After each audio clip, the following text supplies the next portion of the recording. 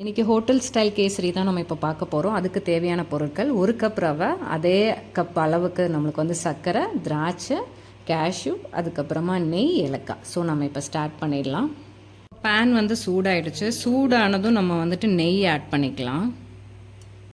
நெய் சூடானதும் திராட்சையும் அதுக்கப்புறம் முந்திரியும் நம்ம ஆட் பண்ணிக்கலாம். இப்போ நல்லா வந்து திராட்சையும் முந்திரியும் நம்ம வறுத்துட்டோம். ஸோ நம்ம இதை எடுத்துடலாம் இப்போது. ஸோ அதே நெய்யில் வந்துட்டு நம்ம இப்போ ரவையை நல்லா வறுத்துடலாம். இதில் மெயினாக ஒரு கவனிக்க வேண்டிய விஷயம் என்னென்னா, நம்ம மீடியம் ஃப்ளேம் இல்லாட்டி ரொம்ப லோ ஃப்ளேமில் இதில் வறுக்கணும். வறுத்ததுக்கப்புறமா வந்து பார்த்தீங்க அப்படின்னா மணலாக நம்மளுக்கு வரணும். ஸோ அந்த ஸ்டேஜ் வந்தால் மட்டும்தான் நம்மளுக்கு கேசரி வந்துட்டு ரொம்ப நல்லா வரும். இப்போது ரவை வந்துட்டு நம்மளுக்கு நல்லா வறுத்தாச்சு. நல்லா ப்ரௌன் கலரும் ஆயிடுச்சு. நான் வந்து பார்த்திங்கன்னா இந்த கப்பில் வந்துட்டு ரவை எடுத்தேன். ஸோ அதே கப்பில் 3 கப் தண்ணி வந்துட்டு ஊற்றிக்கிறேன். இந்த தண்ணியிலே வந்துட்டு நான் லைட்டாக கேசரி கலர் ஆட் பண்ணிக்கிறேன்.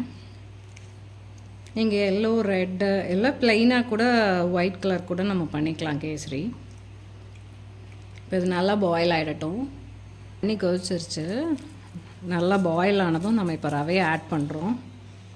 கட்டி வராமல் நம்ம வந்துட்டு அதை மிக்ஸ் பண்ணிகிட்டே இருக்கணும். இப்போ நம்ம ரவையை ஆட் பண்ணிட்டோம். ஸோ ஆட் பண்ணதுமே மீடியம் ஃப்ளேமில் இதை நம்ம கிளறி விட்டுட்டே இருக்கணும். ஸோ கிளறி விடலை அப்படின்னா என்ன ஆகும்னா, அங்கங்கே வந்துட்டு நம்மளுக்கு கட்டி ஆகிடும். ஸோ அந்த மாதிரி ஆச்சுன்னா நம்மளுக்கு கேசரி நல்லா இருக்காது. ஸோ நம்ம கண்டினியூஸாக அதை வந்துட்டு கிளறி விட்டுட்டே இருக்கணும். இப்போ ரவை வந்து பார்த்திங்கன்னா நம்மளுக்கு நல்லா வெந்துருச்சு. ஸோ இந்த ஸ்டேஜில் நம்ம என்ன பண்ணுறோன்னா சர்க்கரையை ஆட் பண்ணுறோம்.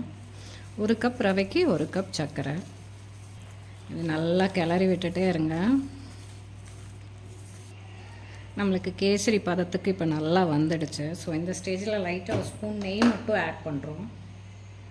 மறுபடியும் கிளறி விட்டுருங்க. இன்னும் ஒரு 5 மினிட்ஸ். கேசரி கரெக்டான பதத்துக்கு நம்மளுக்கு இப்போ வந்துடுச்சு. உங்களுக்கு பார்த்தாலே தெரியும், ஸ்டிக் ஆகாமல் அவ்வளோ சாஃப்டாக வந்திருக்கு.